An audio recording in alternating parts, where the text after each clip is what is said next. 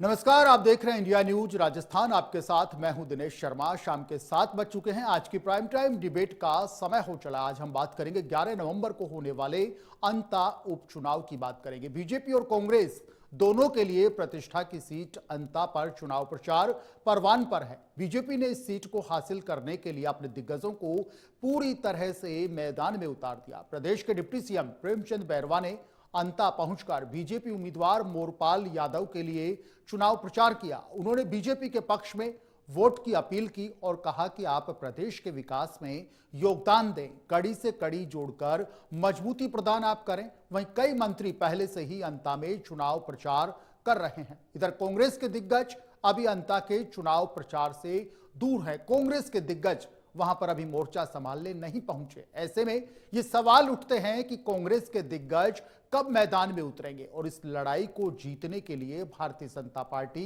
कांग्रेस और निर्दलीय नरेश मीणा क्या रणनीति अपना रहे हैं। आज की हमारी प्राइम टाइम डिबेट इसी मुद्दे पर केंद्रित है।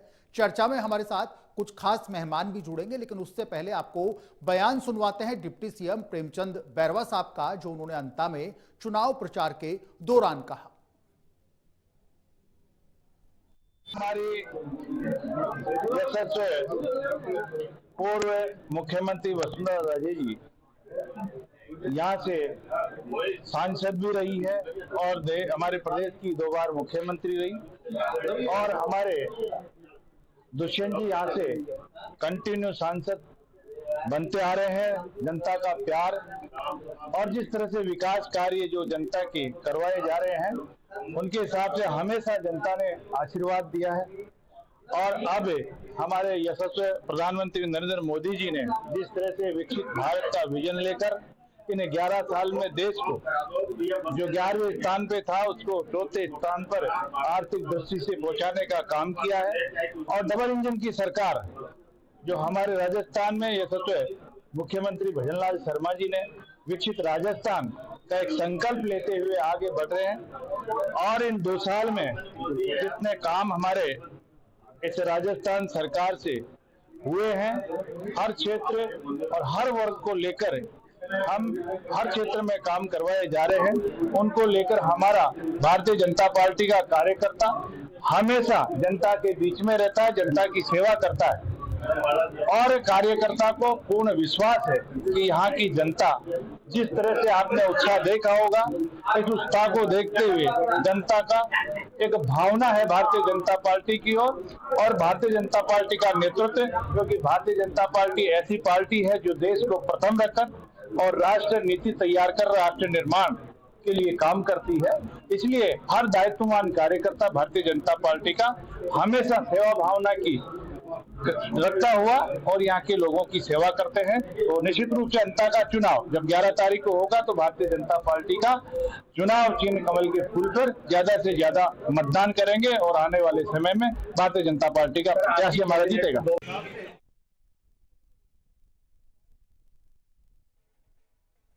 चलिए, 2 खास मेहमानों का पैनल हमारे साथ जुड़ गया है। डॉक्टर चेतन राजपुरोहित साहब है भारतीय जनता पार्टी से, भीमराज जी हैं कांग्रेस नेता है। आप दोनों का स्वागत है प्राइम टाइम डिबेट में। डॉक्टर चेतन, आपका भी स्वागत है। भीमराज जी, आपका भी स्वागत है। डिप्टी सीएम प्रेमचंद बैरवा जनता पहुंचते हैं, मोर्चा संभालते हैं, चुनाव की कमान यहां पर संभालते हैं और भारतीय जनता पार्टी के उम्मीदवार मोरपाल सुमन के लिए गली गली जाकर यहां पर कई कॉलोनी में वो जाते हैं, कई इलाकों में जाते हैं अंताके में और वोट मांगते हैं। कहते हैं भारतीय जनता पार्टी के पक्ष में आप मतदान करें। काफी उत्साहित इस दौरान डॉक्टर प्रेमचंद बैरवा साहब यहां पर नजर आए और उन्होंने कहा कि 11 तारीख आने दीजिए, अंता की जनता का आशीर्वाद भारतीय जनता पार्टी को मिलेगा, अंता में कमल खिलेगा। डॉक्टर चेतन राजपुरोहित जी हमारे साथ में मौजूद हैं। पुरोहित साहब, डॉक्टर बैरवा साहब को आपने सुना होगा, भीमराज जी ने भी सुना होगा, जिस तरीके से प्रेमचंद जी ने कहा कि 11 तारीख आने दीजिएगा, अंता में कमल खिलेगा, अंता की जनता भारतीय जनता पार्टी के उम्मीदवार मोरपाल जी को अपना आशीर्वाद देगी। बड़े कॉन्फिडेंट दिखे बैरवा साहब और भारतीय जनता पार्टी के जितने भी नेता हैं पिछले 2-3 दिन में बड़े कॉन्फिडेंट नजर आ रहे हैं कि सीट भारतीय जनता पार्टी के खाते में ये जा रही है। डॉक्टर चेतन राजपुरोहित जी, कैसे, किस आधार पर आप मानते हैं कि अंता का जो सियासी रण है आपने फतेह कर लिया? पुरोहित साहब। दिनेश जी, ये जो कॉन्फिडेंस कहां से आता है, ये विश्वास कहां से पैदा होता है? ये विश्वास तब पैदा होता है जब प्रदेश नेतृत्व, प्रदेश की सरकार और केंद्र की सरकार सबका साथ, सबका विकास, सबका विश्वास और सबका प्रयास के मूल मंत्र को लेकर आगे बढ़ती है जी और ये तय करती है कि राजस्थान की जनता ने हमारे को चुना है, हमें बहुमत दिया है। उस बहुमत पर खरा उतरने के लिए, हमने जो वादे किए उस पर खरा उतरने के लिए जो काम पिछले 22 महीने में राजस्थान की सरकार ने और केंद्र की सरकार ने माननीय प्रधानमंत्री जी के नेतृत्व में जी किए हैं, वही तो हमारी असली पूंजी है। पहली बात।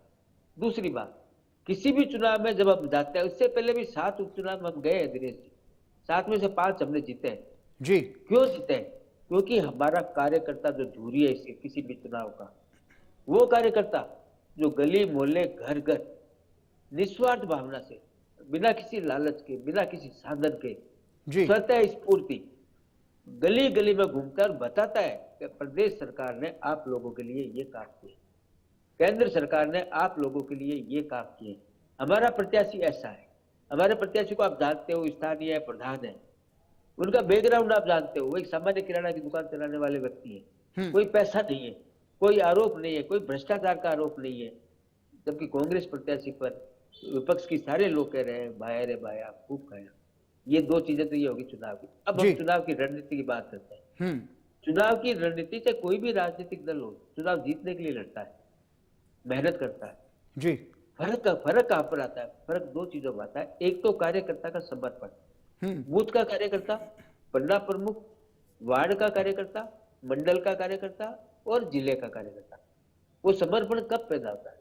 जब कार्यकर्ता को सम्मान मिलता है, कार्यकर्ता की सुध ली जाती है समय समय पर, और कार्यकर्ता ये जानता है कि मेरे पीछे कोई खड़ा है, संगठन खड़ा है मेरे पीछे, तब वो उत्साह की भावना से काम करता है।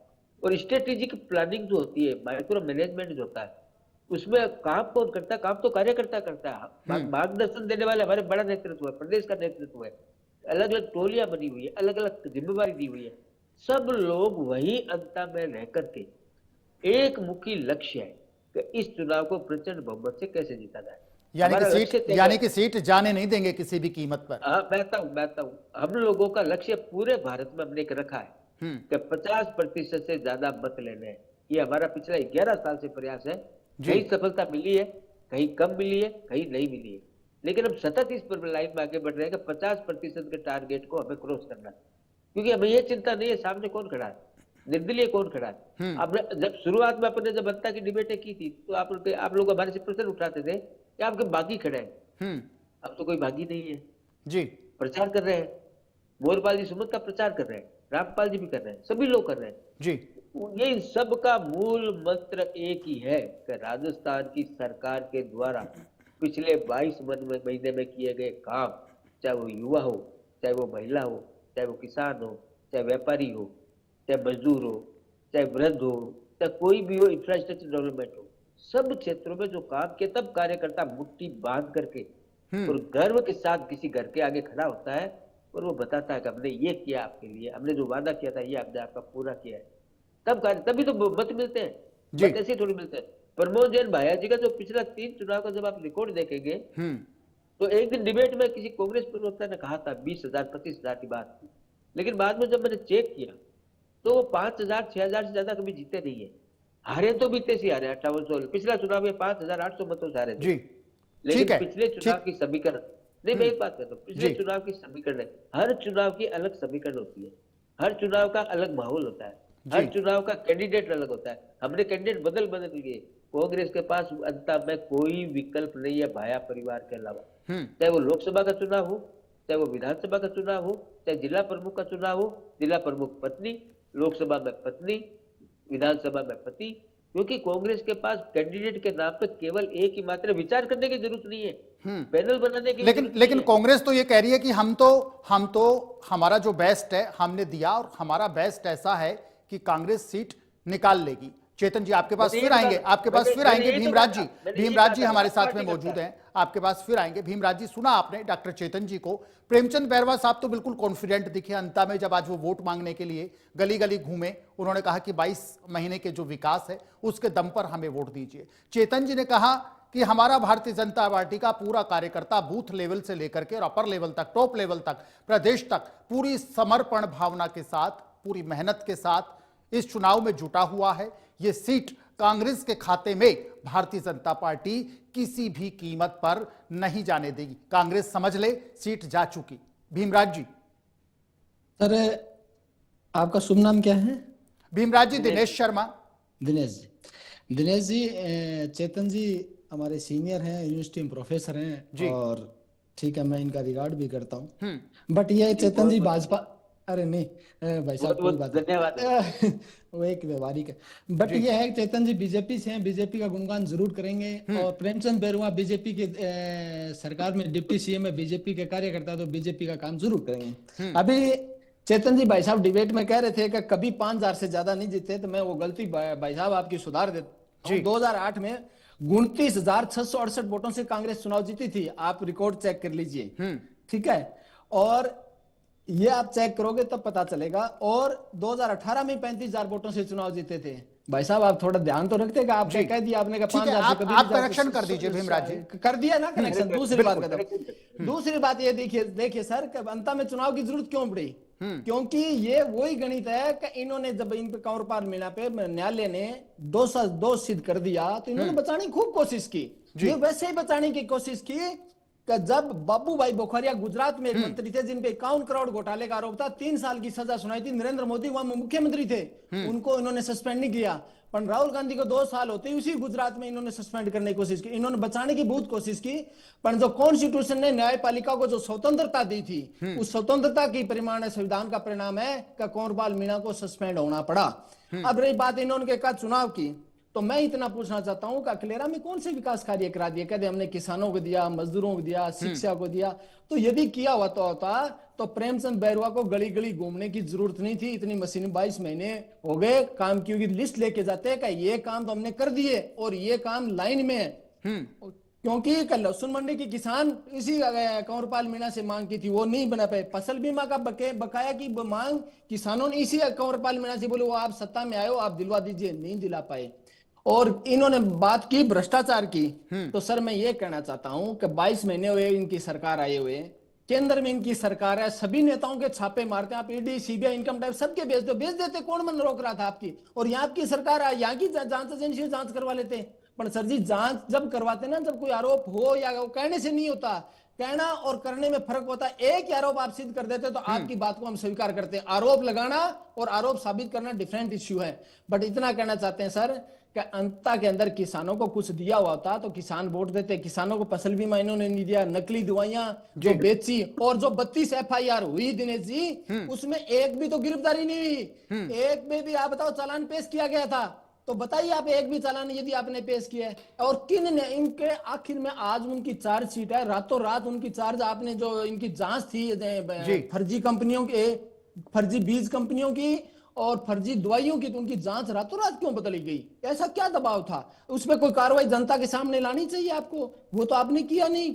और रही बात, आपने अभी बाढ़ आया तो बाढ़ में आपने 198 किसान, कितने किसानों को मुआवजा दिया? किसान वैसे भी परेशान हुए, बच्चे गिरे, आपने बच्चों के, आपने जो बच्चे मरे झालावाड़ के अंदर, और जो आपने मुआवजे में बकरियां दी, आपने शर्मसार कर दिया सर प्रदेश को। पूरे देश के अंदर के मुआवजे में आप बकरियां दे रहे हो जिनको मुआवजा ढंग से नहीं दिया गया। और उसके बाद आपने जांच कमेटी बना के आप कितने रिनोवेशन का आपने स्कूलों में मॉनिटरिंग करवाई, वो कहीं रिपोर्ट में नहीं आया। फर्जी जो दवाइयां हैं मेडिकल की सिर्फ, उन दवाइयों के मामले में अभी भी कार्रवाई करने सरकार बैक हो रही है। और मजे की बात है कि केंद्र सरकार उसमें 2023 में कानून और चेंज करती है। पहले इसमें सजा का प्रावधान था कि उसमें 3 से 5 साल की सजा होगी, और मोदी सरकार ने उसके अंदर कानून चेंज किया कि आपको सजा उसके अंदर हटाई। आखिर क्यों हटाई? किसके कहने पे हटाएगी? किन कंपनियों को दबाव था?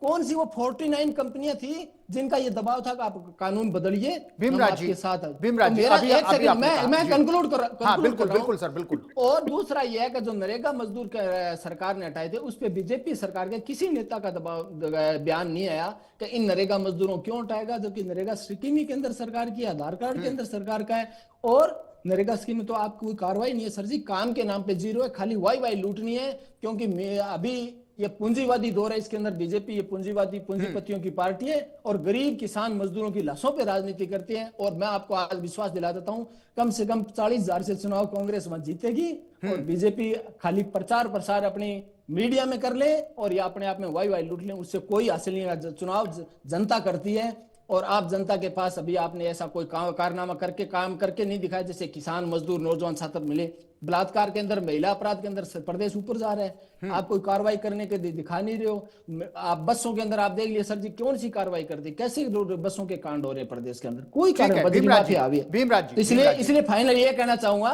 कि सर जी अंतर चुनाव के अंदर कांग्रेस की जो उम्मीदवार है वो जीतेंगे, बीजेपी खोखले दावे कर रही है और कुछ नहीं। भीमराज जी, अभी आपने कहा कि 32 एफआईआर में 32 जो एफआईआर हैं उनमें क्या किया भारतीय जनता पार्टी ने, राजस्थान की सरकार ने क्या किया? बिल्कुल। एक सवाल मैं आपसे करूंगा, जैसी चर्चा है, जैसी लोग चर्चा करते हैं और जो कुछ मीडिया रिपोर्ट्स में सामने आया है, आपके भाया साहब पर भी 19 जो केस हैं वो 19 केसेस में बड़ी ट्रबल में फंस गए थे भाया साहब। बमुश्किल अभी सुप्रीम कोर्ट, हाई कोर्ट से बेल पर बाहर बताए। भारतीय जनता पार्टी ने अंता के इस चुनाव में इसको भी एक बड़ा मुद्दा बनाया हुआ है। भ्रष्टाचार के जबरदस्त आरोप प्रमोद जैन भाया साहब पर हैं। भीमराज जी, तो फिर अंता की जनता कैसे, अंता की जनता क्यों, बिल्कुल अंता की जनता क्यों किसी ऐसी विवादित शख्सियत को वोट दे, क्यों राजस्थान विधानसभा में भेजे? सर मैं ये कहना चाहता हूं कि मैंने स्टार्टिंग में कह दिया कि जांच एजेंसियां इनकी है और ये जांच करवा लें। डबल इंजन की सरकार है, रोक कौन रहा है इनको? ये चुनाव आता है छापे मारते हैं। मैं तो सोच रहा था कि ईडी, सीबीआई, इनकम टैक्स आएगा, यानी कि प्रमोद जैन भाया साहब पर जितने भी केस हैं वो भारतीय जनता पार्टी की बदयांती से हैं। नहीं, ऐसा नहीं है दिनेश जी, आप ऐसे जैसे क्रॉस मत कीजिए। जो बोल रहा हूँ आप पूरे ध्यान से सुनिए। मैं ये कहना चाह रहा हूँ कि जो केस है और न्यायालय के अंदर विचाराधीन है। आपने कहा सुप्रीम कोर्ट है, सुप्रीम कोर्ट से ऊपर थोड़ी है अपने। तो सुप्रीम कोर्ट ने दे रखा, बिल्कुल देश की सर्वोच्च अदालत से ऊपर कोई नहीं। सर्वोच्च अदालत, तो हम यही कहना चाह रहे हैं कि देश की अदालत नहीं, उपचुनाव अदालत के न्याय हुआ अदालत में का कंवरपाल मीणा को सजा हुई, तभी तो उपचुनाव हो रहा है। न्यायालय जो करेगा वो सिरमाथे, वो सर्वोपरि है, उसके ऊपर तो कोई है नहीं। तो न्यायालय के अंदर है सर जी, उसके अंदर कोई सवालिया निशान खड़ा नहीं किया जाता। न्यायालय करेगा, वो हमें मान्य है। बिल्कुल हम कर भी नहीं सकते। अगर कंवरपाल जी ने कुछ गलत किया, कंवरपाल साहब ने कुछ गलत किया तो कंवरपाल साहब भुगतेंगे, भाया साहब ने कुछ गलत किया तो भाया साहब भुगतेंगे। हम ये पूछना चाहते हैं कि कंवरपाल मीणा के अंदर इतनी लेट लतीफी क्यों की सदस्यता रद्द करने पर, जबकि राहुल गांधी के मामले उन्हें फर्स्ट कर रहे थे, तो वो इन्होंने लेट लतीफी की। वरना चुनाव तो पहले ही हो जाना चाहिए था सर जी, आज से पहले हो जाना चाहिए था चुनाव। इन्होंने लेट लतीफी की, उनको बचाने के लिए पत्र लिखे, अपोजिशन के लीडर जाके विधानसभा अध्यक्ष से मिले कि सर आप इसमें कार्रवाई कर दी। उन्होंने बहुत लटकाया, पर सजा माफी के लिए भी आपने पत्र लिखे इन्होंने, पर कुछ नहीं हो पाया। एंड ऑफ द डे न्यायालय का जो आदेश था वो मानना पड़ा और कंवरपाल मीणा को सस्पेंड होना पड़ा। और न्यायालय है वो ही इस अंता के जो उम्मीदवार है हमारे जैन साहब, उनके मामले में करेगा। वो उस समय देखेंगे। एक बार न्यायालय में चल रहा है, उसको देख लीजिए। और न्यायालय कार्रवाई चल रही है उससे पहले तो कोई ये तो नहीं कह सकते कि न्यायालय ये करे और न्यायालय करेगा, वो उसी टाइम आपने देखा जाए। नहीं, न्यायालय के फैसले का स्वागत होगा, चाहे पक्ष में हो, अगर विपक्ष में हो, जो भी हो फैसला न्यायालय को उचित लगेगा। ठीक है। भीमराज जी, आपने एक आरोप लगाया कि भारतीय जनता पार्टी जांच एजेंसियों का दुरुपयोग करती है, ईडी, सीबीआई का दुरुपयोग करती है और जो लोग हैं, निर्दोष लोग हैं, उन पर मुकदमे लादने का काम करती है। चेतन जी, क्या वाकई में भारतीय जनता पार्टी बदले की भावना से काम करती है? सर, राजस्थान में और केंद्र में भीमराज जी ने भी आरोप लगाया, ईडी आपकी, सीबीआई आपकी, दूसरी जांच एजेंसियां सर आपकी हैं। ये बदले की भावना क्यों? कांग्रेस का आरोप है भारतीय जनता पार्टी पर। डॉक्टर चेतन जी, जांच एजेंसियां ना आपकी होती है, ना मेरी होती है, ना भीमराज जी की। नहीं, लेकिन भीमराज जी तो कहते हैं जांच एजेंसियां भारतीय जनता पार्टी की केंद्र और राज्य सरकार के दबाव में है। मैं आता हूँ भीमराज जी जो कह रहे हैं ना, आप भूल गए, सुप्रीम कोर्ट ने सीबीआई को तोता कहा था। किसके राज में कहा था? भारतीय जनता पार्टी के राज में नहीं कहा था। अब मैं मूल चीज पे आता हूँ। इन्होंने क्या काम किया आपने वो बताना चाहता हूँ। 2-3 चीजें बताना। काम बता दीजिए आप इनको। हमारा काम बोलता है, हमने एक एनालिसिस किया है। भीमराज जी सुनिएगा, भारतीय जनता पार्टी का काम बोलता है। चेतन जी कह रहे हैं हमारा काम बोलता है। मैं बता रहा हूँ, 22 माह बना 5 साल फार्म पॉइंट किसानों के लिए हमने 22 महीने में 32,407 बनाए जी। कांग्रेस ने 5 साल में बनाए 29,000 और 22 महीनों में बनाए 6,043। खेतों में तारबंदी सब्सिडी है वो हमने 262 लाख मीटर दी। कांग्रेस ने 4.50 लाख मीटर तो की थी 22 महीने में और 113.0 लाख मीटर की थी पूरे 5 साल में। पशु चिकित्सालयों को क्रमोन्नत करने में फर्स्ट ग्रेड में हमने 55 कर चुके हैं 22 महीने में। कांग्रेस ने 22 महीने में 1 किया था और 5 वर्ष में 49 किए थे। बहुउद्देशीय चिकित्सालय कर्मण था, हमने 50 किए, कांग्रेस ने 0 किया, 0। अब बताओ, मैं मेन चीज पर अभी बात की थी, स्कूलों की भी बात की थी मित्र ने। स्कूली विद्यार्थियों को साइकिल वितरण, 22 महीने के कार्यकाल में हमने 10.51 लाख साइकिलें दी है। कांग्रेस सरकार ने 22 महीने के कार्यकाल में 3.50 लाख दी और 5 साल में 10.36 लाख दी। कौशल प्रशिक्षण, सोलर पंप, महिला कृषकों को निःशुल्क बीज, और सबसे बड़ी चीज आपको बता दूं, राजकीय महाविद्यालय में भवन निर्माण हमने 145 किए, इन्होंने 23 किए, और पूरे 5 साल में इन्होंने 57 किए। कुसुम योजना, बिजली उत्पादन, सार्वजनिक स्थानों पर सीसीटीवी, इन सब बातों को जब आप देखेंगे तो ये मैंने कुछ बताया, मेरे पास पूरी इसकी एक सूची है जिसको बताने में बहुत टाइम लगेगा। ये तो रही बात विकास की। भीमराज जी देख लीजिएगा, लिस्ट लेके आए, जंबो लिस्ट। डॉक्टर साहब जंबो लिस्ट लाए विकास की। अब आता हूं मैं मूल मंत्र पर। प्रमोद जैन जी भाया जो कांग्रेस के प्रत्याशी, बीजेपी ने आरोप नहीं लगाए।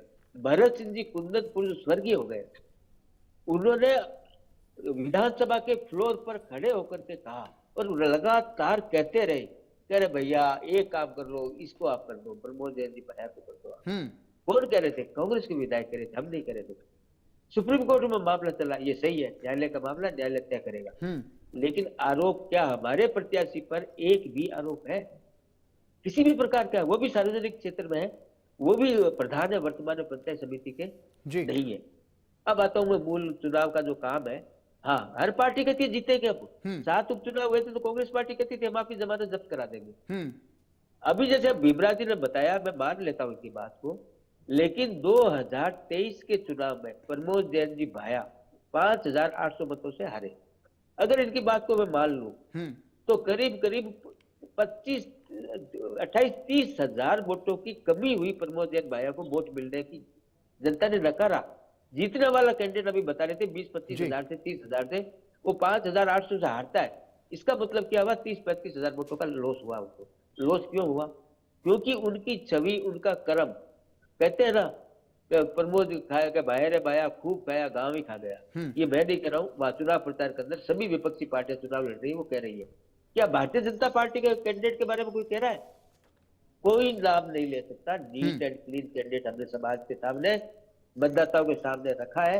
एक लो प्रोफाइल व्यक्ति है, किराना की दुकान करता है। ठीक है, अब आता हूं चुनाव की बात। ठीक है चुनाव चेतन की जी। बात सीधा भीमराज जी, आपने सुना जिस तरीके से चेतन जी ने कहा कि एक सामान्य सा आदमी है, कोई दाग नहीं, बिल्कुल बेदाग आदमी है हमारा भारतीय जनता पार्टी का कैंडिडेट मोरपाल जी, बिल्कुल बेदाग हैं।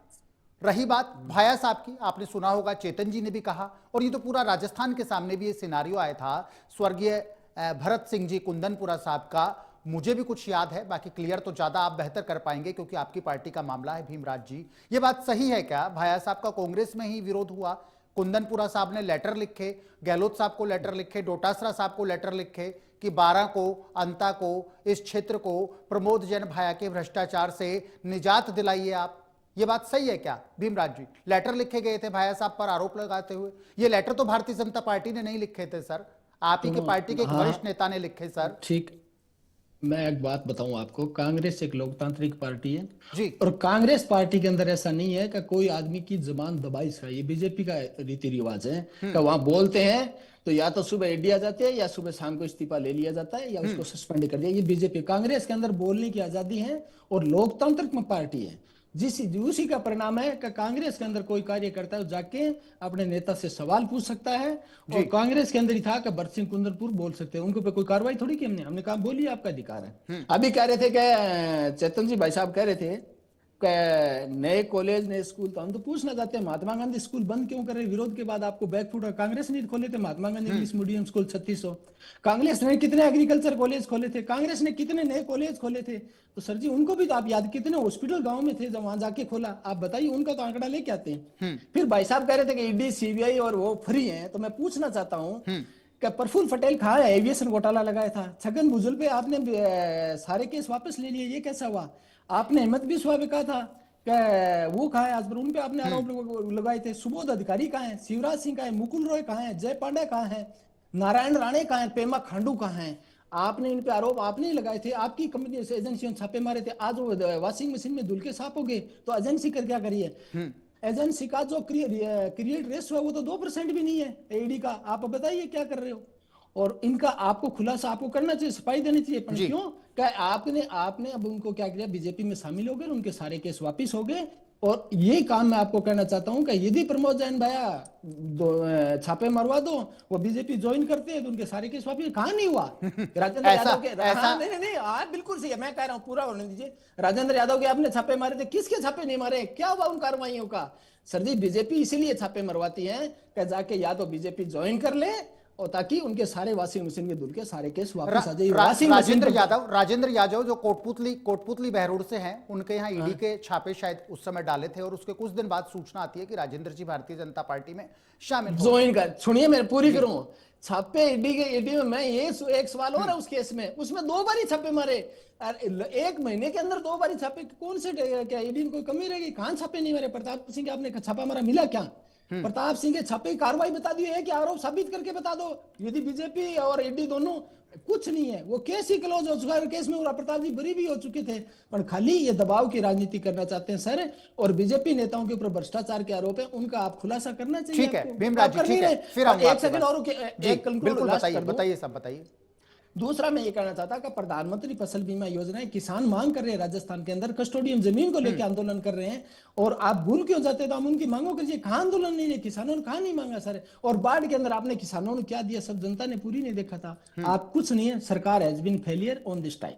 ठीक है, आपके पास फिर आऊंगा भीमराज जी। डॉक्टर चेतन राजपुरोहित साहब, एक सवाल मैं आपसे करूंगा, उसके बाद एक और सवाल आपसे ही करूंगा कंटिन्यू, लेकिन सबसे पहले एक सवाल ये, नरेश मीणा भी, आप दोनों का कोई मुकाबला नहीं, कांग्रेस और भारतीय जनता पार्टी पूरी मजबूती के साथ, भीमराज जी आप भी उतनी मजबूती के साथ लड़ रहे हैं, भारतीय जनता पार्टी भी उतनी मजबूती के साथ लड़ रहे हैं, और एक दूसरे पर आप लोग दोनों, भारतीय जनता पार्टी और कांग्रेस, उतनी ही मजबूती से, उतनी ही ताकत से आरोप भी लगा रहे हैं, भ्रष्टाचार से लेकर के अंतर कलह तक के आरोप।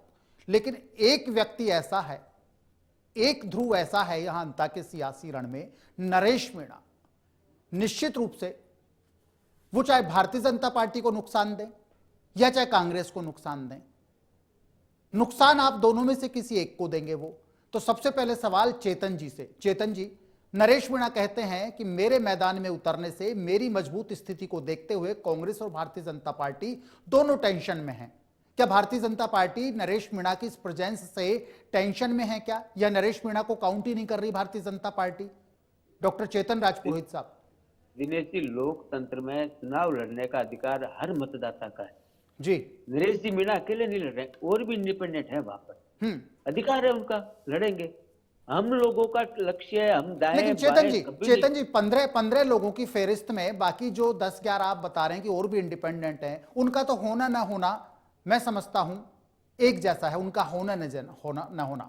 लेकिन जिस मजबूती के साथ नरेश ताल ठोक रहे हैं, वो मजबूती टेंशन क्रिएट करने वाली है आप दोनों के लिए। मैंने पहले ही कहा था ना, जो व्यक्ति चुनाव लड़ता है जी, वो जीतने के लिए लड़ता है, बिल्कुल, क्योंकि फार्म ऐसे नहीं भरता है वो। हम लोगों का काम क्या है? हम लोगों का काम यह है कि हमें अपने को मजबूत अब कैसे करें, हमारा प्रत्याशी कैसे ज्यादा से ज्यादा मतों से जीते, हम वो काम करेंगे। हमें मतलब नहीं है निर्दलीय, यानी कि भारतीय जनता पार्टी के दिमाग में नरेश मीणा नाम की कोई टेंशन ही नहीं है। हमारा लक्ष्य है ना, हमें अर्जुन की आंख दिखाई देती है। हमने लक्ष्य बनाया, मैंने शुरू में कहा 50% से ज्यादा मत ले जाने हैं, उस लक्ष्य की ओर हम आगे बढ़ रहे हैं। हम ये नहीं एक बात करते हैं कि 2000 से जीतेंगे, 5000 से जीतेंगे, 10,000, क्योंकि हमारा लक्ष्य तय 50% से ज्यादा मत ले जाना, पहली बात। दूसरी बात, हमारे मित्र ने भी कृषि महाविद्यालयों की भी बात की थी। हाँ सही है, गहलोत साहब ने कॉलेज खोले थे, लेकिन कॉलेज कहाँ खोले थे? क्योंकि मैं भी चूंकि एग्रीकल्चर यूनिवर्सिटी में हूँ, कॉलेज खोले थे प्राइवेट स्कूल जो थी उनके अंदर महाविद्यालय खोल दिए, ना बिल्डिंग, ना स्टाफ, ना फर्नीचर, ना लेबोरेटरी, क्योंकि चुनाव के अंदर वोट हासिल करने थे।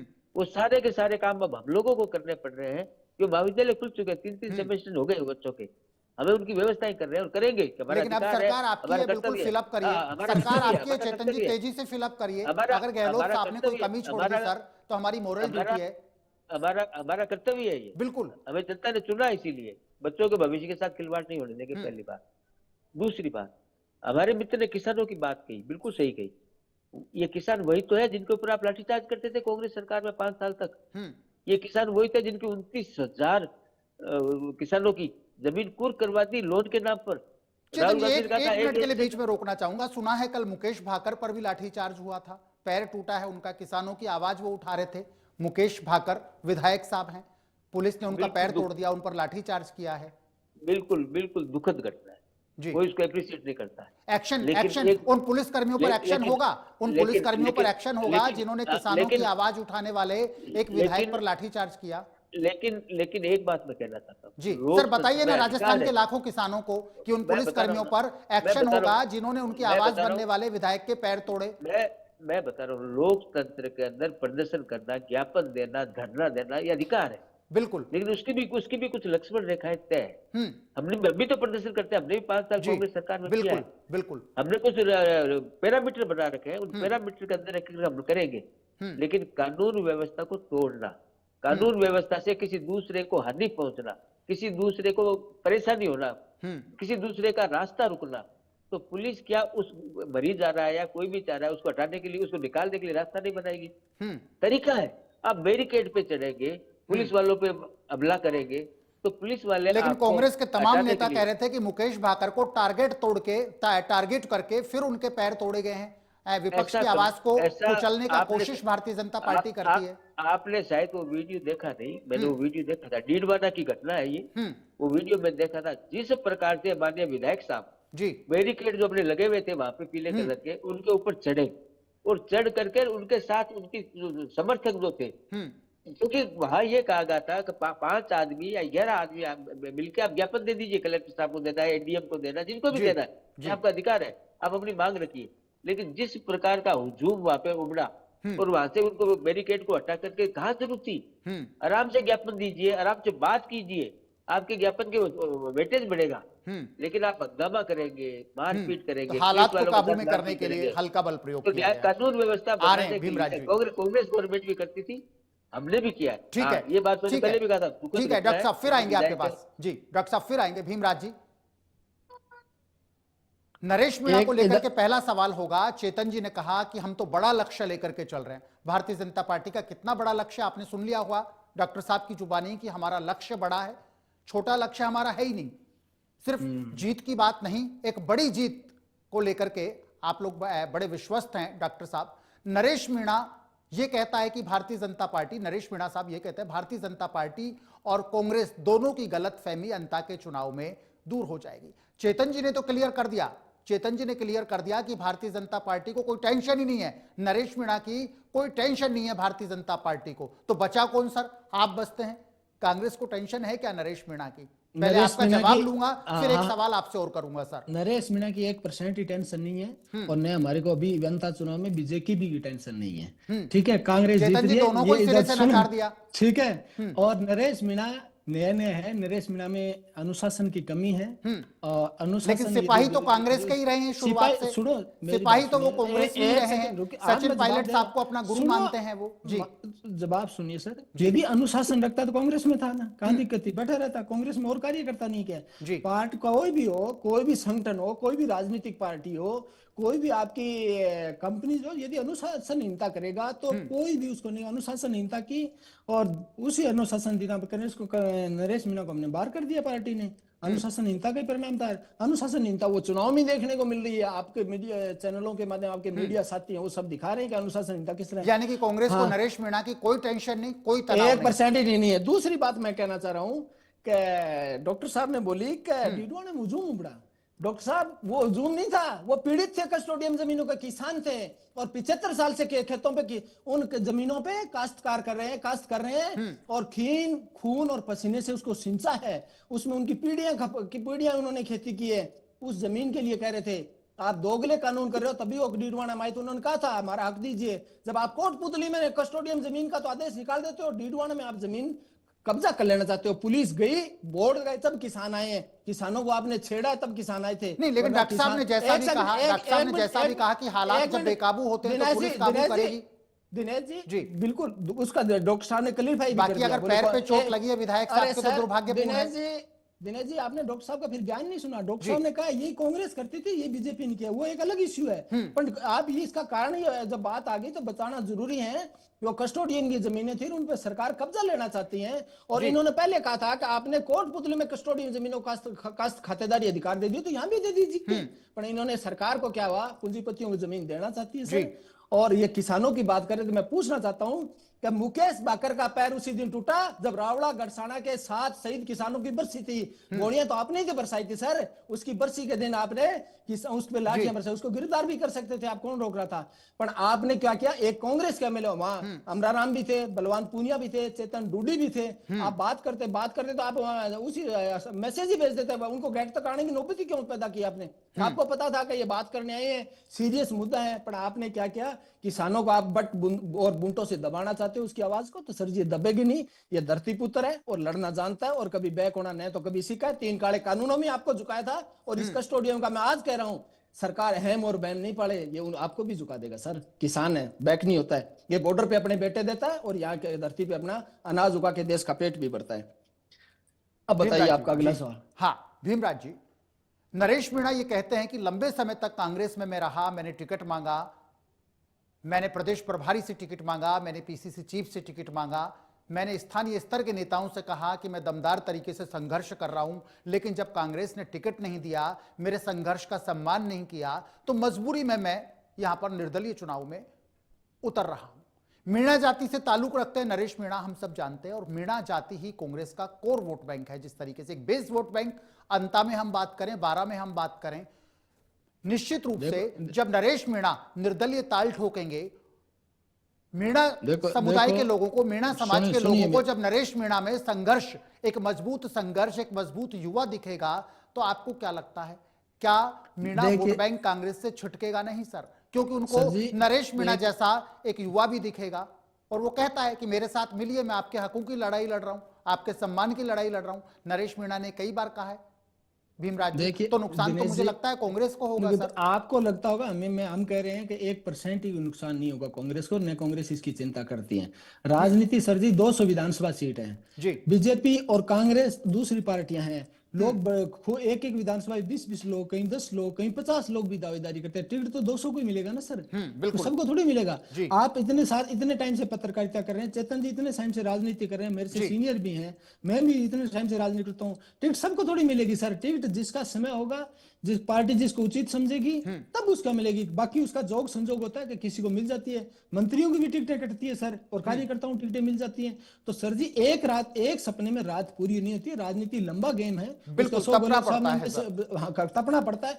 जरूरी नहीं है कि सबको टिकटें मिल जाती है सर, लोग अपनी उम्र खपा देते हैं राजनीति के अंदर, लोग अपनी राजनीतिक भावना से आते हैं लोग, ऐसा नहीं है कि सारे वो तो आते ही कहेगा मैं आते ही हम सब कुछ दे दो, ऐसा थोड़ी होता है। आप संघर्ष कीजिए, संघर्ष के दौर में अभी तो आप युवा हैं, आप वेट कीजिए। युवाओं को मिलती ऐसा नहीं है कि युवाओं, एक सेकंड, युवाओं को टिकटें कांग्रेस ने दी, ऐसा नहीं है कि चेतन पटेल है, अभिमन्यु पूनिया है, मुकेश भाकर है, शिमला नाइक हैं, युवा बहुत है सर, टिकट देती है नरेश के साथ ऐसा क्यों? नरेश तो ये कहते हैं कि मेरे साथ अन्याय किया है। अन्याय कुछ नहीं हुआ सर, नरेश को वेट कर, भाया साहब का वीटो पावर लग जाता है, भाया साहब चाहते नहीं कि अंता 12 इस क्षेत्र में कोई नया नेता पनपे। सुनो सर जी, नरेश कहां से चुनाव लड़ा? नरेश सभी जगह चाहता है कि मैं पूरे राजस्थान में चुनाव लड़ूं, ऐसा थोड़ी होता है। एक जगह अपनी फिक्स कीजिए, काम करता है, ऑटोमेटिक मिल जाता है। आप वेट तो कीजिए, उन्होंने वेट करना उचित नहीं समझा। टिकटें सबको मिलती है सर जी, सबको नहीं मिलती है, वेट भी करना पड़ता है। और भी बहुत ऑप्शन है, नगर पालिका है, पंचायत है, कुछ बोर्डों के चेयरमैन है, बहुत सारे लोगों का कार्यकर्ताओं एडजस्ट करने की होती है, सारी पार्टियां जो सरकार होती है अपने कार्यकर्ताओं एडजस्ट करती है। वेट करना था, उन्होंने वेट की नहीं किया और अनुशासनहीनता की, तो आज इस हालात में खड़े नरेश मीणा का हालात आप देख लीजिए। क्या अनुशासनहीनता है, क्या राजनीति ये तो कहती है।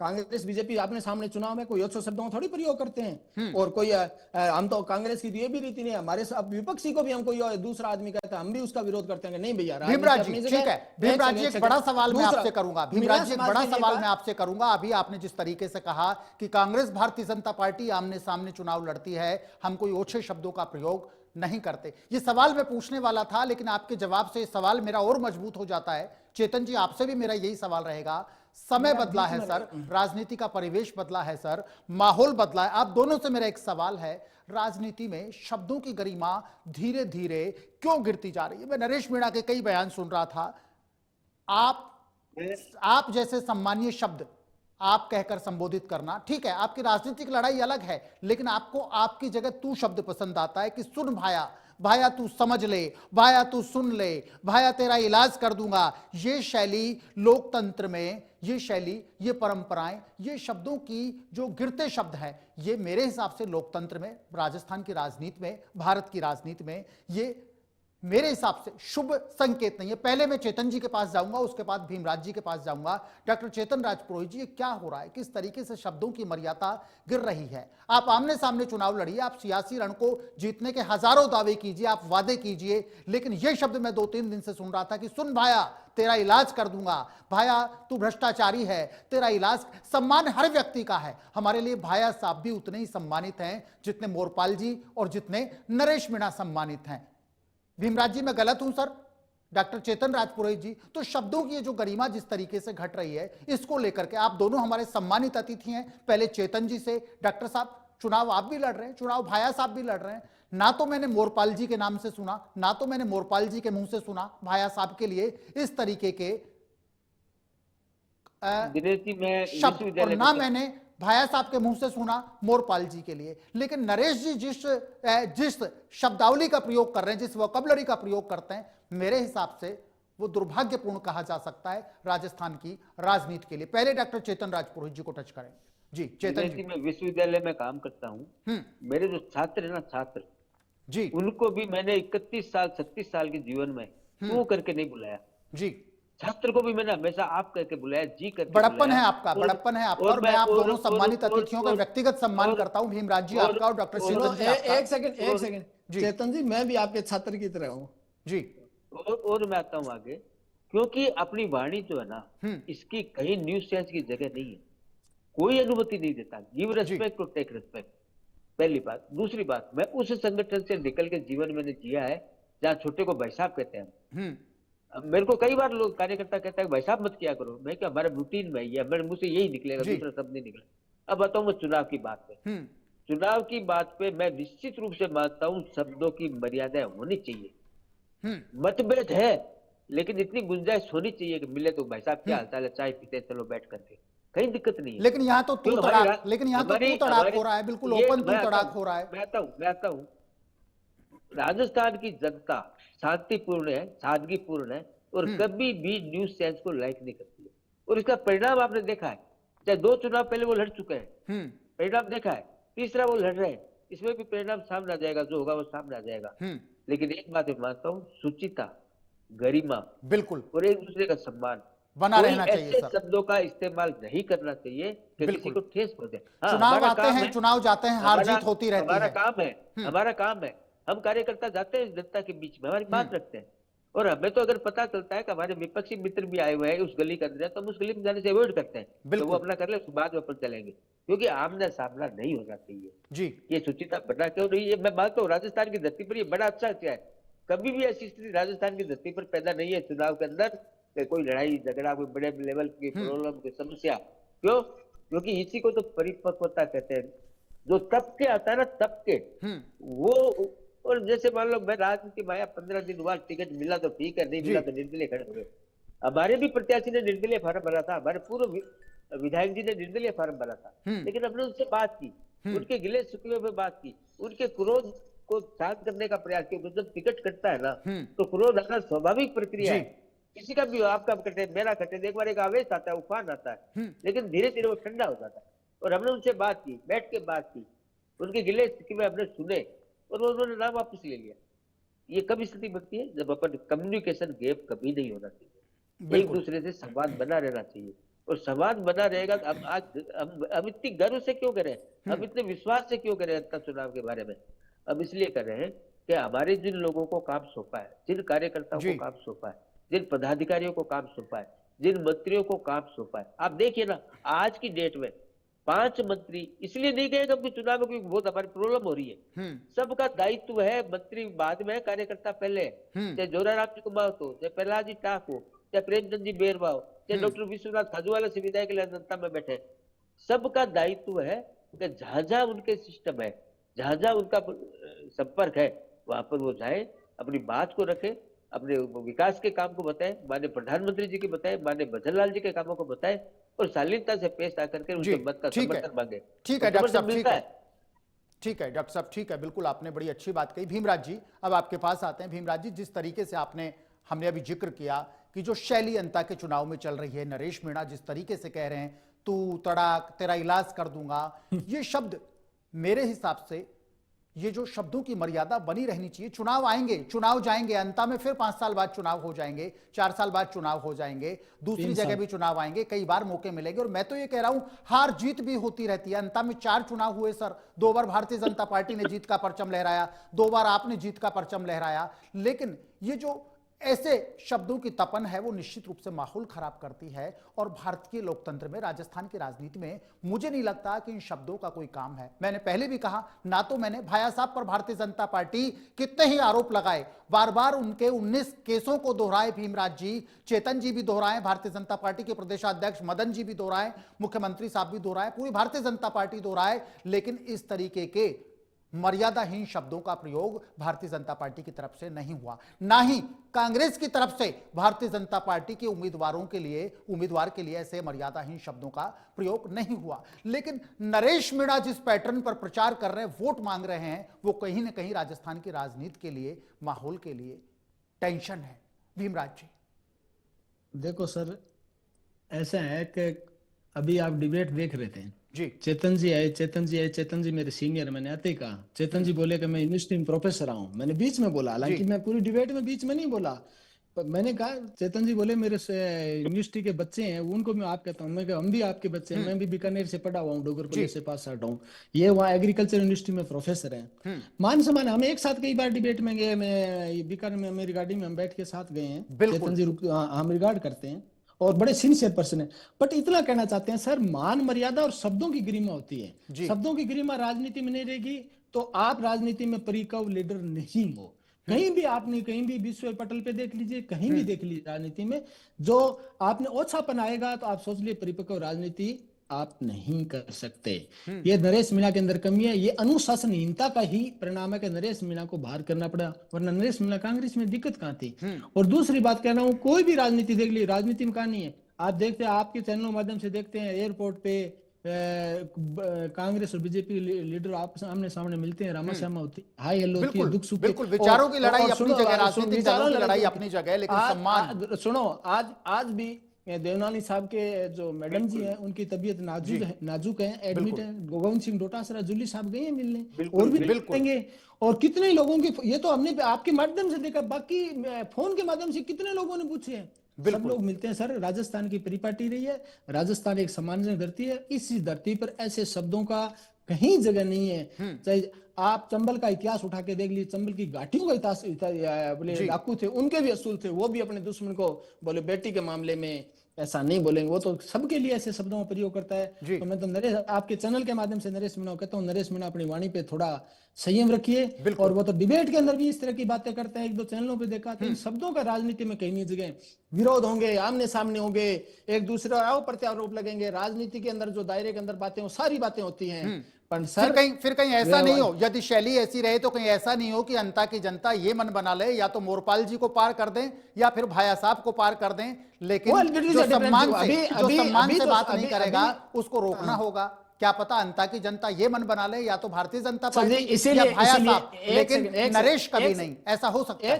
एक सेकंड दिनेश जी, क्योंकि मान सम्मान आप सबके अलावा अंता की जनता का भी मान सम्मान है। एक मिनट रुकिए, किसी कवि ने कहा कि आसमानों से जमीन को मिलाने वाले झूठे होते हैं, तकदीर बताने वाले पहले, अब तो मर जाता है रिश्ते बुरे वक्त पर, पहले मर जाते थे रिश्तों को निभाने वाले लोग, मर जाते थे रिश्ते निभाते, अपनी बात के सट्टे जबान दे दिया करते थे, ये दौर था।